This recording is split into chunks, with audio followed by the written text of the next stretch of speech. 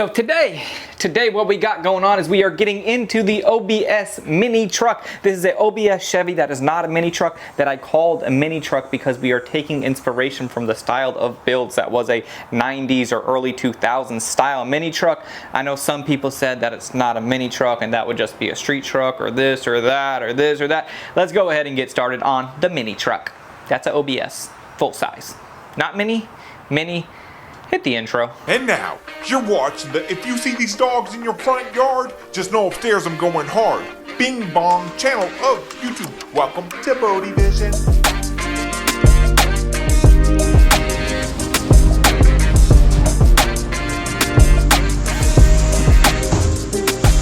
Hey, so what is up and welcome. Thanks so much for joining me yet again on another video. So we have all of these parts in from the beautiful people from BC Fab.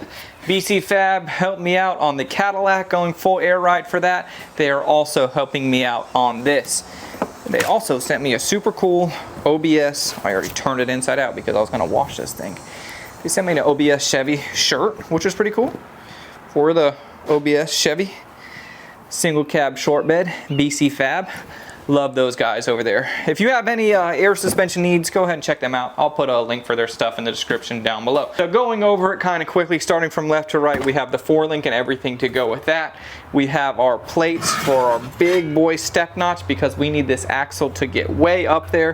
So the axle is gonna get up there with the 4-link. We have the front bag mounts. We also have drop spindles for the front. We are throwing the kitchen sink at this thing to get it down as low as possible, and then if we need to get it even lower, we will body drop it. Some guys were saying that they don't believe that I will need to body drop it, that we can get it down as much as we need to get it down, but yeah, all good. We also have our tank right here, this brush tank. Woo, I love that look. Super cool. And the Cadillac, we needed a bit more air, so we are running 2 compressors, 2 tanks. Over here, we are running 2 compressors and just 1 tank. So that's okay. Every build requires a different set of things. We've got gauges, we got lines, we got fittings, we got hardware, we got the bags, we got every single thing that we need to get this thing laid out on the floor. What I want to do is start to get the back of the truck pulled apart, and I got this set up over here under my little shade thing, which just is super convenient. So I can get everything going over here. I have some more stuff that I need to paint tomorrow. I'm just gonna get that knocked out. So in the meantime, I'm gonna start pulling some stuff apart. Once I get those final things painted that I need to get done, then I can get the truck into the shop. But right now, I can work nice in the shade, get these shocks ripped out, get the leaf springs ready to come out. And I think I'm feeling on starting on the rear end of this thing. Also, we are going to have to move the axle forward a little bit, but with doing the 4-link, we can put it wherever we want and just go for it. So enough talking about it, let's get this thing torn down.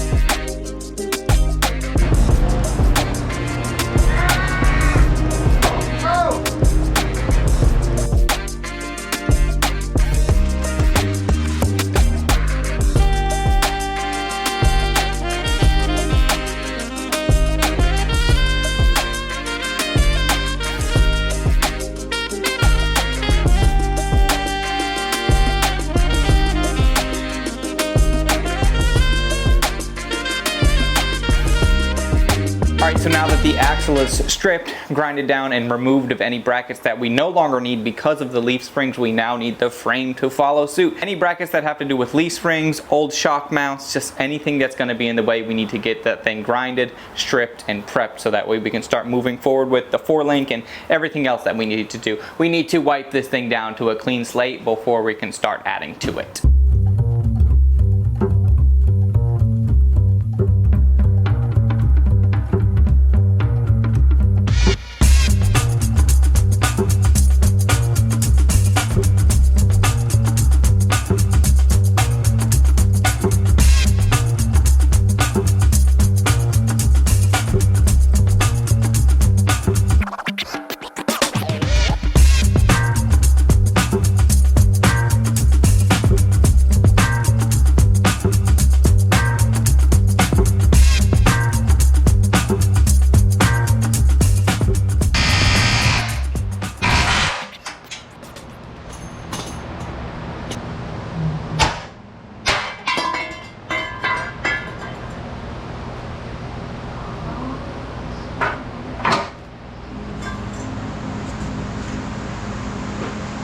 right, so all in all, we are making really good progress. We have the rear axle pretty much stripped down. I'm starting to get an idea of what's going to go where.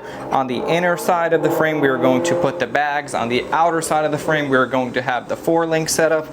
So I just have everything that I got going on over here from BC Fab. These guys are gonna go like this, or do I wanna put them like this? It's pretty cool with the universal kit. You can do whatever you want, however you want.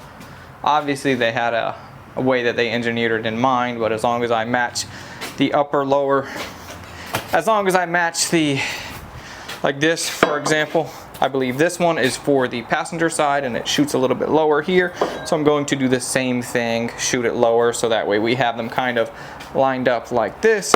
And there's no way that this would ever hit the ground because of the wheel itself is obviously going to be, you know, we're putting 22s on this thing, or 24s.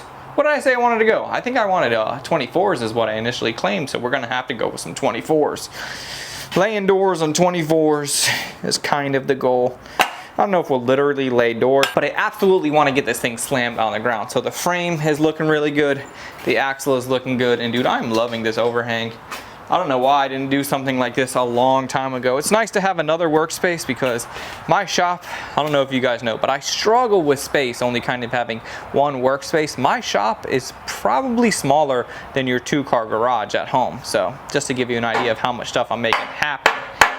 All right, so I want to get the axle over here. I want to tack the axle into the frame so that way I can get all of the 4-link stuff figured out.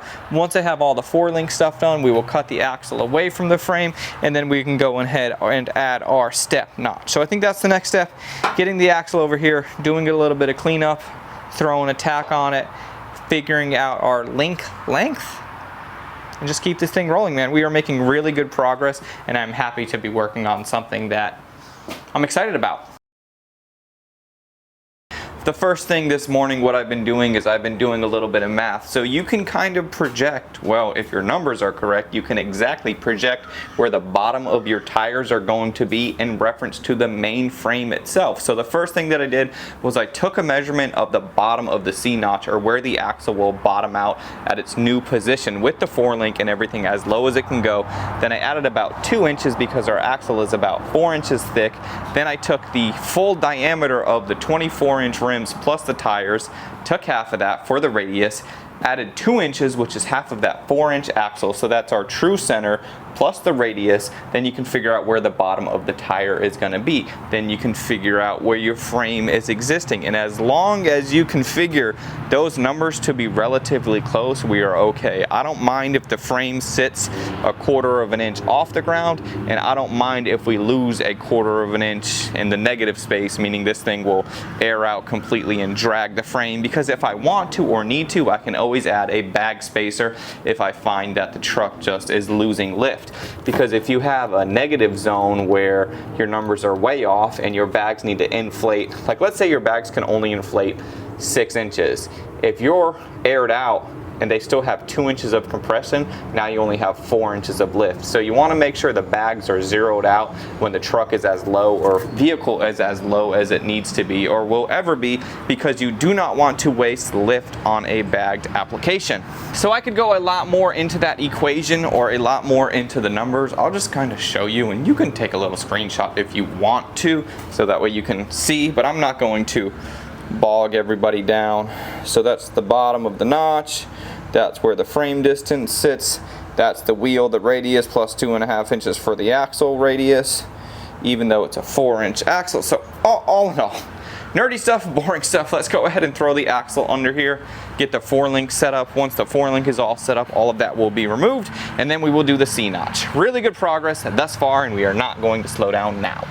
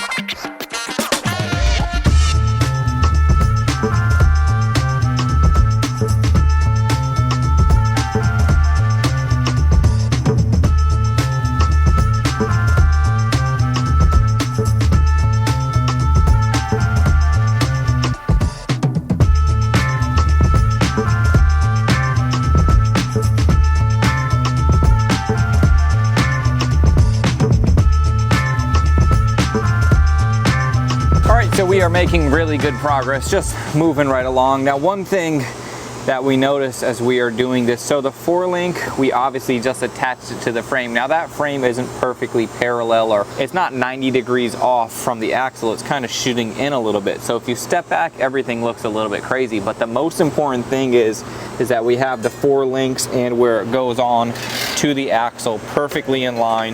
You can see this guy right here. We just clamped it for reference. Everything is lined up in all circumstances. So that's good. That's how you measure that. That's how you make sure that's good. So the next thing that we need to do, since this was a universal kit, these come a little bit longer than they needed to be, and this is also a custom short bed. I got this whole project from somebody that was putting it together, and they turned a long bed into a short bed, and they turned the short bed into a bed that wasn't the exact length of this chassis. I don't know exactly which length or which wheelbase they were going for, but either way, it looks really nice. I'm happy to use it. We just have to put our axle in the right spot. And speaking of putting our axle in the right spot, before I welded in all of the link mounts and everything, we spent a long time making sure that everything was exactly in the right spot. Once we were confident and happy with where it was, cross-checking, holding measurements from corner to corner, making sure it was perfectly centered. I actually tacked this to the frame just in case anybody were to bump it or come along and move it. We have it locked in, and now that I'm cutting my 4-link links to length, I still want it to be locked in, and then I will weld it out while it is tacked in, so that way I know it is in the perfect spot. If you didn't tack it in and you made one of these too long, it could too long or short, it can get really wonky really quickly. So let's go ahead, cut out our 4 links, and then we will eventually move on to putting in the C-notch. I kind of like the idea of having the axle right here because this is where I'm just thinking ride height would be, but all in all, it'll be good. It'll be a good truck. So yeah, let's keep it rolling.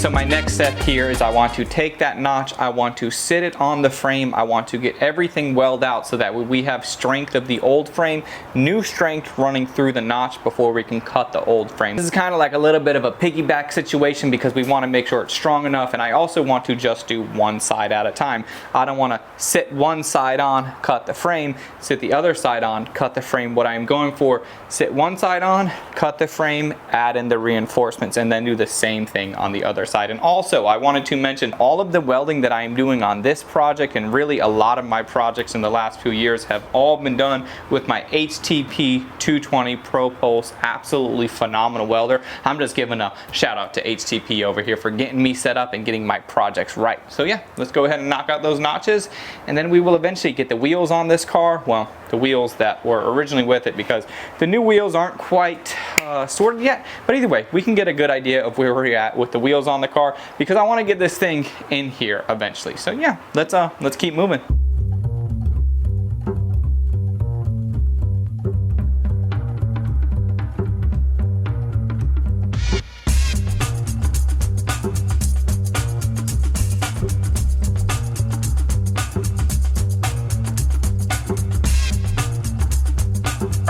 Also, another thing that I want to hit on before we actually cut that axle free, I want to do the Panhard bar. Now, the Panhard bar helps the axle kind of left and right orientation. So it is locked in left to right, so now I want to lock in the Panhard bar, and I'm going to set the adjustment at about midway on the Panhard bar Heim joint. So that way we can go a little bit towards the passenger side or a little bit towards the driver's side if we need to. But as my axle is perfectly centered, I want the center of the Heim to be centered as well. So that goes back to getting this thing tacked in so that way we can figure all of these things out. If I were to cut the axle loose before doing the Panhard bar, there's a chance that we could wander left or right a little bit. So we might as well get all this locked in while the axle itself is locked in. Then we can add some braces, get the frame cut, and eventually get this thing on the ground to see how low we are sitting. It's gonna be low, man. That math at the beginning of this video, that's not gonna lie to us.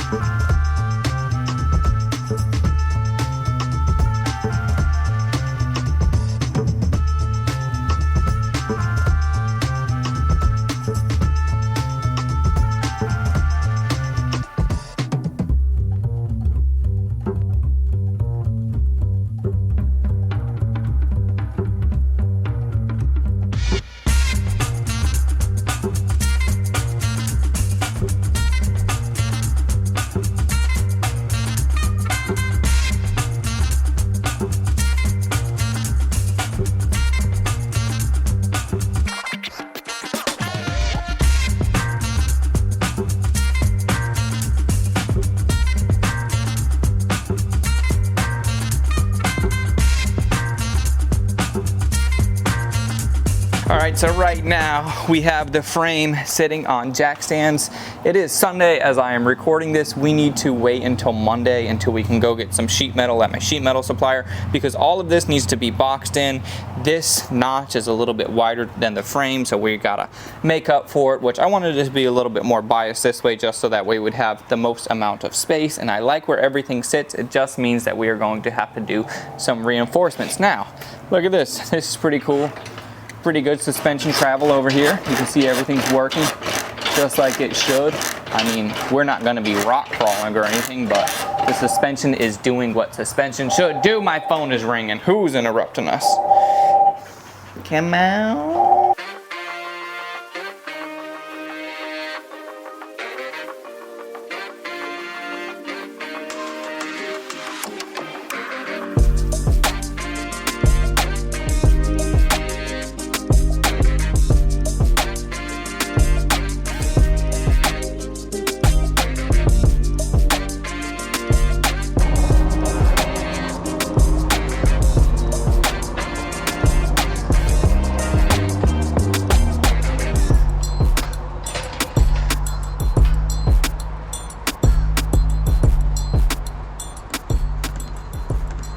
We got a squatter, come on.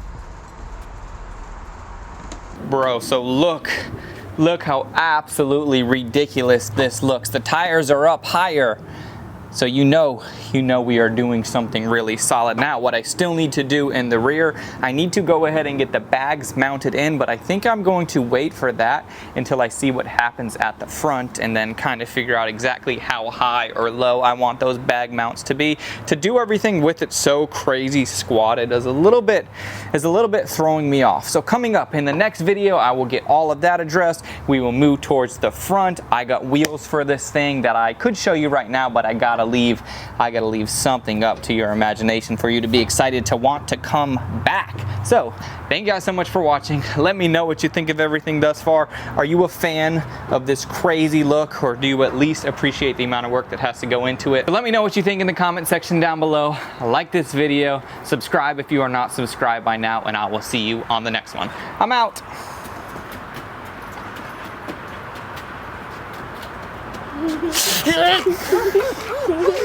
What? Are